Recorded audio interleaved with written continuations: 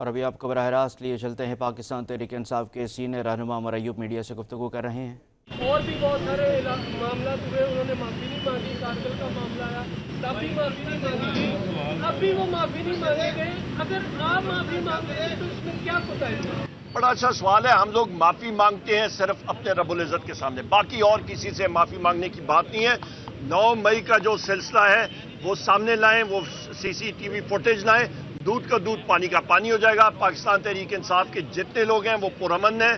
آج بھی ہم لوگ یہ انشداد دہشت گردی عدالت کے سامنے ہے، وہ سی سی ٹی وی فوٹیج کہاں پہ ہے وہ سامنے لائیں۔ اور وزیر اعظم عمران خان صاحب نے کلیئر کٹ کہا ہوا ہے کہ جو لوگ اس میں ہیں ان کو کنوکٹ کریں، جس طرح یو ایس کانگریس میں لوگ جو کیپٹل ہل میں گئے تھے ان کی سی سی ٹی وی فوٹیج آئی، جو انہوں نے توڑ پھوڑ کی ان کو کنوکٹ کیا۔ یہاں پہ بھی وہ سی سی ٹی وی فوٹیج لاتے نہیں ہیں۔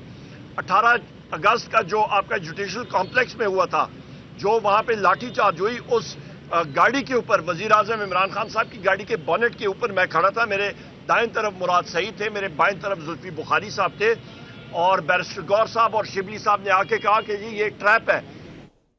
آپ براہ راست ملاحظہ کر رہے تھے، پاکستان تحریک انصاف کے رہنما عمر ایوب میڈیا سے گفتگو کر رہے تھے۔